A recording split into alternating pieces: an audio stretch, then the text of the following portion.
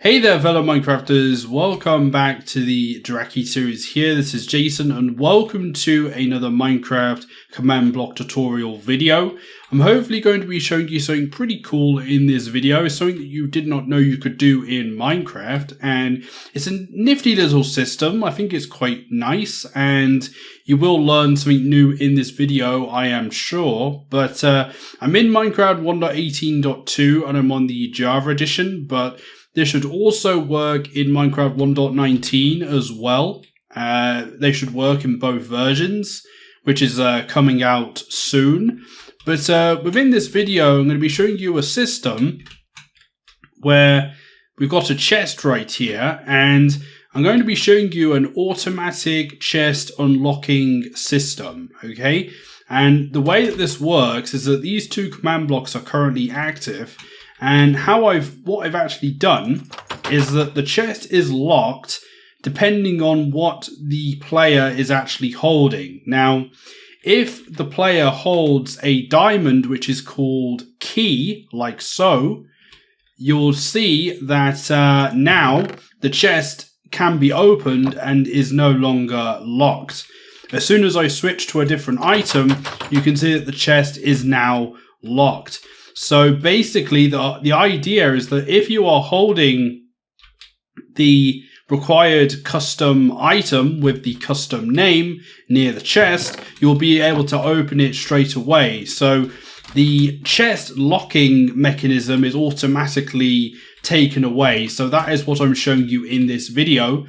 If you do learn something new in this video, it'd be very much appreciated if you could show some love on the channel by liking and subscribing and all that cool stuff. But let's get straight into how this actually works. So I am going to be writing these commands with you guys as well, because I find that is the best way to kind of explain how this is actually working. But first off, I should mention that this only works for Minecraft Java Edition. Unfortunately, this isn't for Bedrock Edition, only because the locking mechanism that we're using is only available in Java. So that's a bit unfortunate. But with this chest right here, if I run this command, you can see that I'm actually applying a lock or some lock data, a password to the chest, and this converts it into a locked chest. Now, a standard locked chest will basically, I set the password as password, as you can see right here. This chest can only be opened if it's right-clicked or interacted with an item that is called password. Now, that can be any item whatsoever. It doesn't matter, it could be a diamond, it could be a piece of paper, it could be an apple. It really doesn't matter what it is. But within this system right here, the item ID or the item and the name is important. Okay, so as you can see, I can still access the chest using the diamond, and as soon as we move away, you can see that the chest is actually locked. Alright everyone, let's get into how this actually works. So I'm going to remove these command blocks for now so that we can make this from scratch. So what you're going to want to do is you're going to want to place down your chest that you want to make this system with. And then what you're going to want to do is, using the F3 key, you're going to want to look and find out the coordinates of this chest. Now, how you actually do this in Java is, if you look on the right-hand side, you'll see that it says targeted block and 3 numbers. So that is the block coordinate that we are actually looking for. So make sure to make a note of that when you're doing this. Now, you're also going to need, obviously, a command block. And in order to get that, you need to do /give your name and then Minecraft : command _ block, like so. And that will give you a command block. Now, we're going to be using 2 command blocks in this. And you have to make sure that they are pointing into each other, like so. This one needs to be a repeat, and this one needs to be a chain, like this, okay?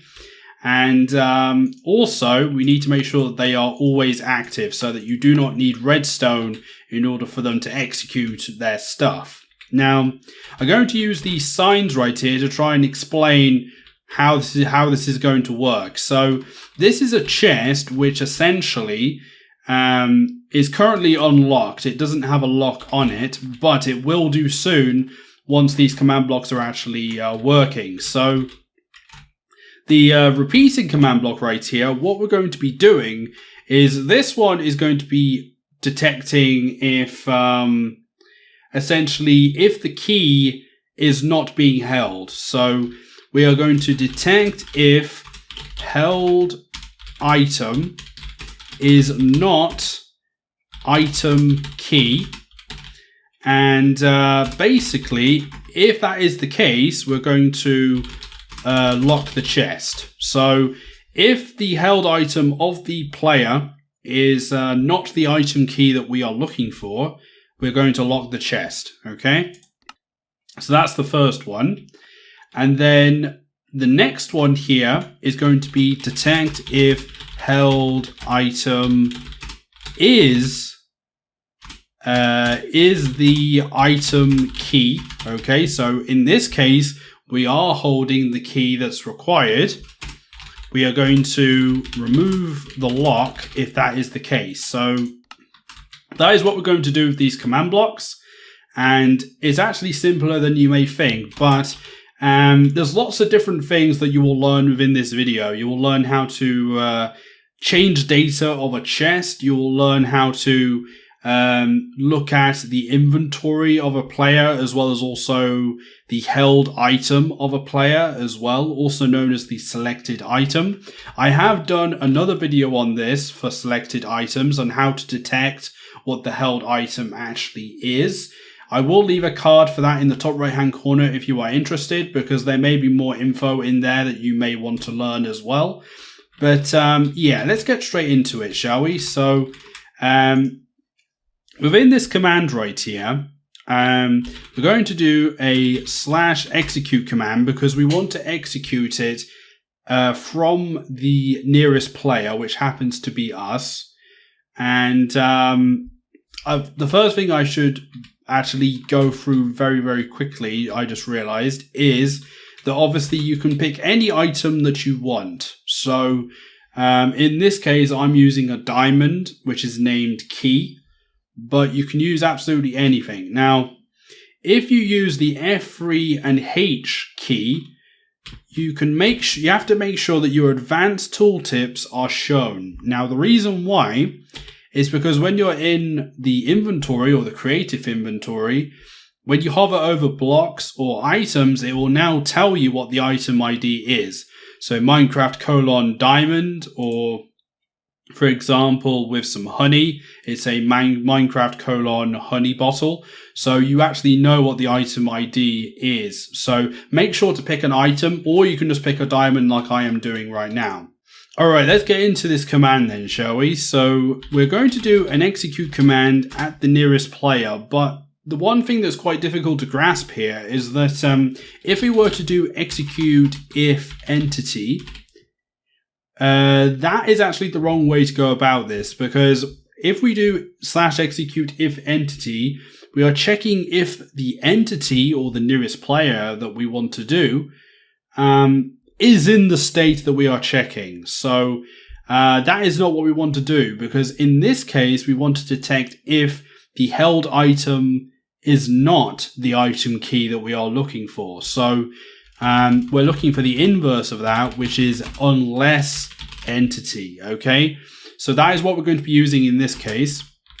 And we're going to do @p with nbt equals, and we're going to be checking for some particular entity related stuff, basically. And we're going to be looking at the selected item of the player.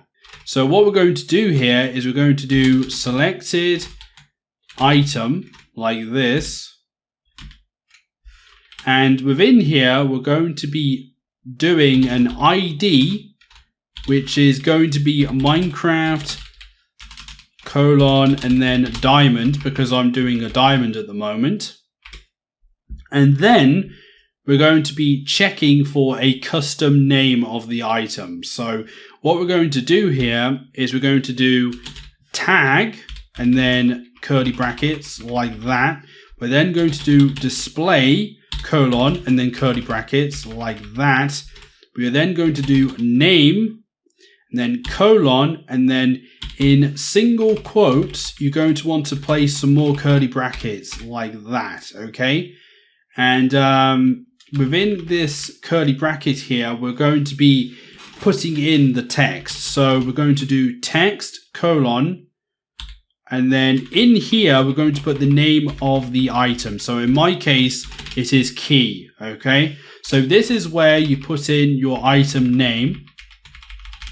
And the reason why this looks a bit weird is because we're trying to do some text formatting or some text data within the command. So that is why this looks so bananas, but bear with me. And that is it, basically. That is us checking the selected item of the player, okay? And we are basically checking unless, so if not, the selected item, and if it's not, the diamond key that we're actually looking for. So now we're going to do run, because we want to run a command now. And what we want to do is we want to lock the chest. Now how we're going to do that is we're going to do run and then slash, actually run data like that, and then merge block. And then remember what we had previously. So -40, 63, and then -116 were the coordinates of my chest. And we're going to merge the following data. We're going to put a lock on it. And in this case, what I'm going to do is I'm going to put some random characters in there, or just some nonsense.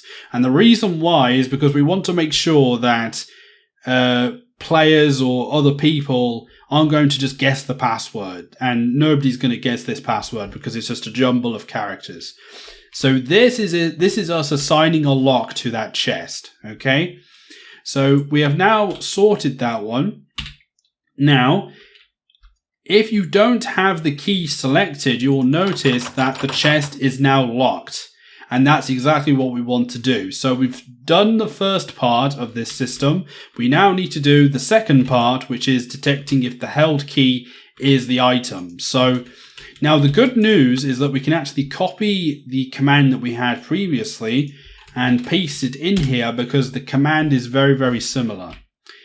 Because we now want to check if the nearest player is in the state or does have the key as a held item or the selected item, we now actually go back to stack to execute if entity, because we're checking if the state is, true, I suppose. So all of this data tags and the data selector, that remains the same.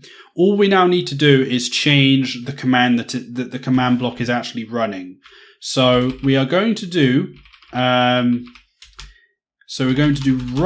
and then we're going to do, because in this case we now want to remove the lock from the chest. So how we're going to do that is we're going to do run data and then remove and then block, and then the same coordinates again for our chest. And then we're going to just do lock like that, okay? So I am specifying that the lock attribute or the lock data tag on this chest should be removed. And actually us doing that just removes the password or the password protection of the chest away, because that's what we want to do with this command block. So that's now done. And in theory, if we've done the commands correctly, that is the system done. And as you can see right here, it's still locked, but as soon as I get the diamond out, the diamond key, you can see that the chest is now like a normal chest and opens as you might expect. And as soon as I switch back, you can see that the chest is now locked. Alright everyone, that's about it for this tutorial. I will put the commands that I use in this video in the description of the video so that you can compare it to yours when you're actually following this. But yeah, if you guys did enjoy this video, then please subscribe to the channel and hit the like button. It'd be very much appreciated. And click the notification bell so you stay notified of any future videos. I hope to reach 20,000 subscribers as my new goal. And by all means, follow me on Twitter if you want to follow me on that platform. But yeah, I'll see you guys next time. Hopefully you have a nice day and you enjoyed learning some new things with command blocks yet again. I hope to see you in the next video. Bye bye, take care, and see you next time.